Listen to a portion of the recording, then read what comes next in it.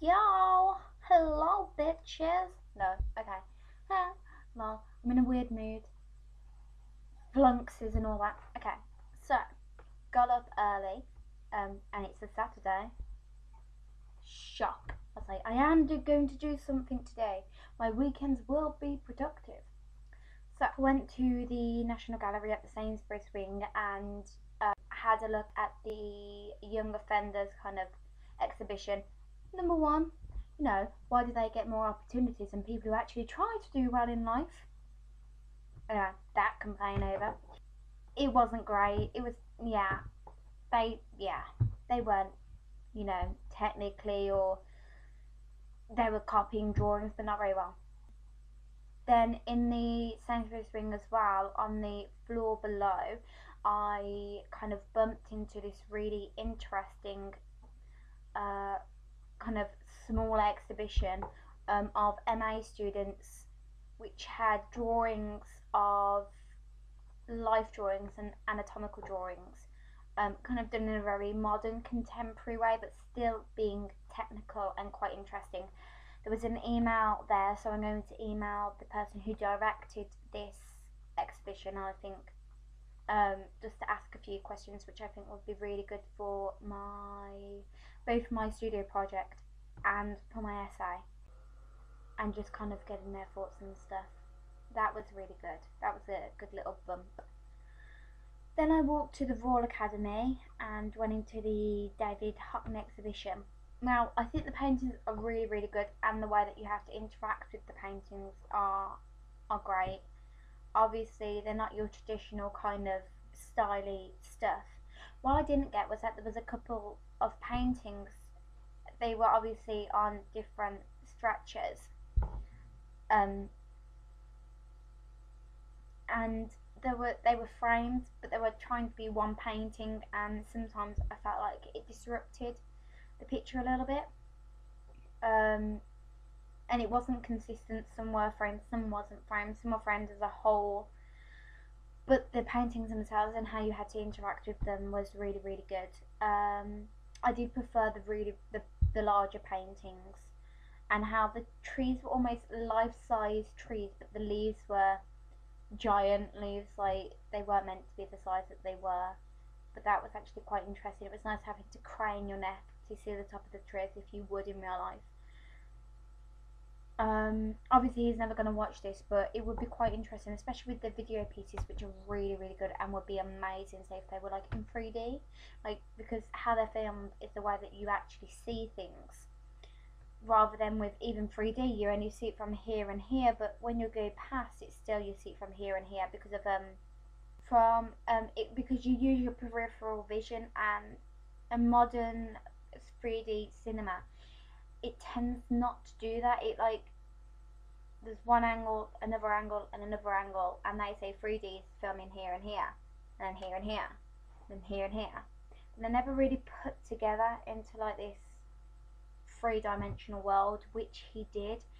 And if it was like in 3D surrounding you, then you would be in place of those trees. Yeah, I think they were my favourite, and I think I expected them to be like one of my favourites. I also liked a couple of his photo montages or collages, however whatever category you wish to put it in. There was one particular one of the Grand Canyon, and it was next to his paintings of the Grand Canyon. What I thought was better about the montages was the detailing, again, personal preference. But the way your eyes travelled across one particular one, which was a cone shaped, which reminded me of the serpentine line and how we got told in life drawing. The idea of a candle being a cone and the perfect shape being a cone, and it being like sort of aesthetically pleasing your eyes, able to glide across it, and that's kind of like a line of beauty. So yeah, that kind of was really interesting for me. The Grand Canyon paintings, and most of his paintings are like, especially the earlier ones, were kind of cartoonish and sort of not naive, but it had an essence of childlikeness. They were flat, and they were painting space rather than trying to depict a lie within the paint itself. And I think his paintings are trying to tell the truth. Their medium is a lie, as is the videos, but the video obviously is more of a record of the truth, whereas the painting is an interpretation of the truth, which makes it a lie. And he doesn't deny that, which is again quite interesting. And I know that I'm all for art that tells the lie, which is probably a bad thing. The truth is in the way that you have to see the piece, and again how you have to interact with it. There was a couple of pieces where he had the forest pieces where there were different pathways and the uses of different perspectives and multiple perspectives. Instead of using a 1 point perspective, it'd be a 2, 3, sometimes even like a 4 point perspective. And so with that, say if you were stood right in front of the piece and there was a tree and you were stood here, in your peripheral vision it would look more natural to you. It wouldn't look quite so flat, which was very, very interesting. My favourite out of the whole exhibition was his charcoal drawings, again just because I am very interested in drawing rather than kind of abstracted realistic painting. And that was just because of the detailing and just the immediacy. With things that are so big, I think that's taken away. And even though with his painting style there is kind of like that essence of it, but you can tell that it's been done over a very long period of time. I think you get kind of the same feel with his iPad drawings as well, because even though they're more finished, that they are very quickly done and you can feel that immediacy. With the drawings as well, they were charcoal on paper. All of them were around the exhibition. I think it was probably because they were black and white as well, and so it gave you a break from the colours in which he uses in his landscapes. And I know that's a bad thing to say, but maybe that's why I was drawn to them, as well as coming from a drawing background rather than a painting one, as I am a very new painter. Some of his pieces quite reminded me of the Impressionists and the kind of mark making that they made. In particular, one of his paintings, May Blossom on the Roman Road, 2009, and it's made up of 8 canvases. The sky is more like Van Gogh's. It's kind of, it has that twisty kind of line, not quite as intense, and I think that maybe wasn't. I think maybe he should try to be more intense about his mark making. I know that I can't really comment on a modern master, as it were, but you know, everyone's allowed an opinion, and his work is very good. But when doing something like that, you are going to be compared to certain people like Van Gogh, and I think if you're going to do something like that, really go for it. And I think he knew that, because you only really saw that in the sky for one piece. What I liked about it though is that the sky matched the rest of the piece, whereas in the others, the sky kind of reminded me of wallpaper, and it was almost forgotten in comparison to the trees and the foliage and whatnot. And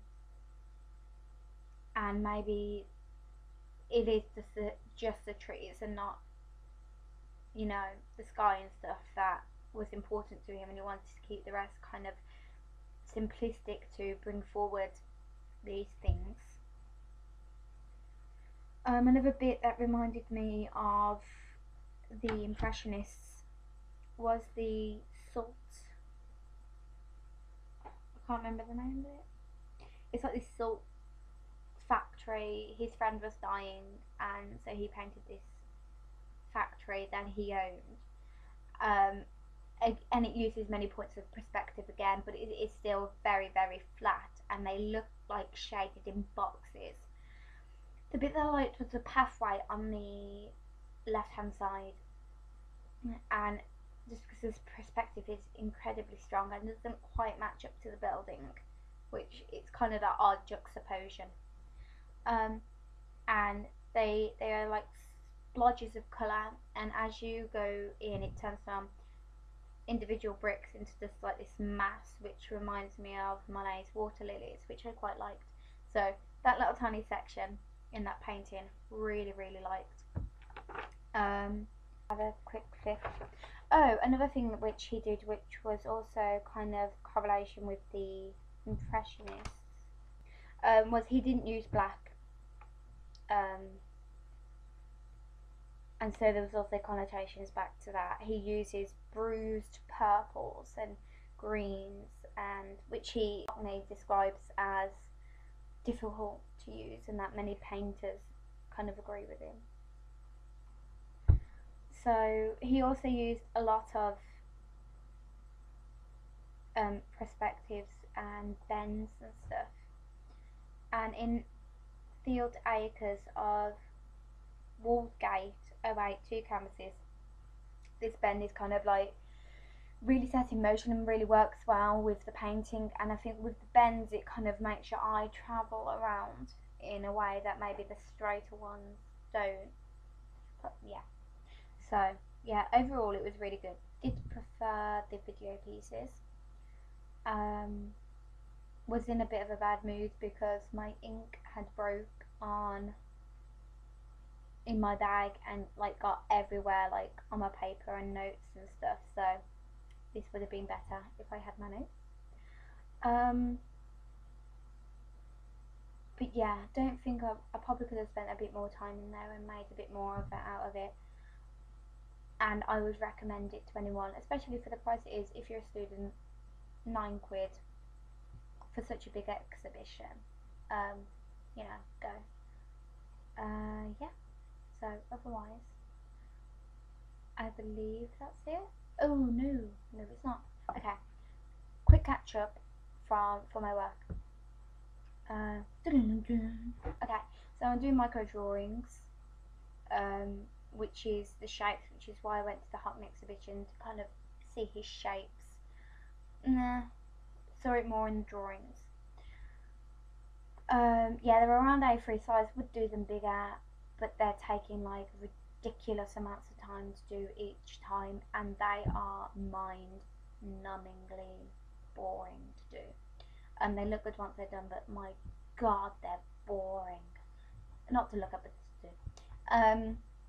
And then I'm also doing some paintings on a few nudes that I drew and took photos of two people, followed up by the Jermaine Greer talk, which me and my sister had. Go down the blog. I am painting the two different body types. I should go down the National Gallery at some point again to draw some nudes and whatnot. Yeah, so that was about it. Let's see what happens with that. Anyway, enjoy yourselves. If you have any feedback or whatnot, just comment.